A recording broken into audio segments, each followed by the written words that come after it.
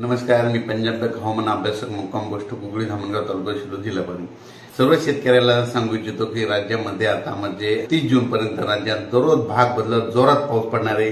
म्हणून ही प्रथम शेतकऱ्यासाठी आनंदाची बातमी. त्याच्यानंतर सर्व राज्यातल्या सर्व शेतकऱ्याला सांगू इच्छितो, पूर्व विदर्भ, पश्चिम विदर्भ, मराठवाडा, उत्तर महाराष्ट्र, दक्षिण महाराष्ट्र, पश्चिम महाराष्ट्र सर्व शेतकऱ्याला सांगू इच्छितो 30 जून पर्यंत दररोज भाग बदलत पाऊस पडणार आहे. म्हणून हा अंदाज लक्षात घ्यायचा. राज्यामध्ये काय झालं की आता जवळपास 60% जवळपास पेरणी झाली आहे आणि 40% लोकांची पेरणी शिल्लक आहे.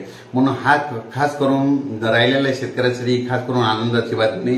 आणि ज्यांची पेरणी झाली त्यांच्यासाठी समजा ती सोयाबीन निघण्यासाठी समजा ही एक आनंदाची बातमी. पण राज्यातील सर्व शेतकऱ्याला सांगू इच्छितो 24, 25, 27, 28, 29, 30 तारखेपर्यंत राज्यात दररोज भाग बदलत मोठा पाऊस पडणार आहे. म्हणून हा सर्व शेतकऱ्यांनी अंदाज लक्षात घ्यायचा.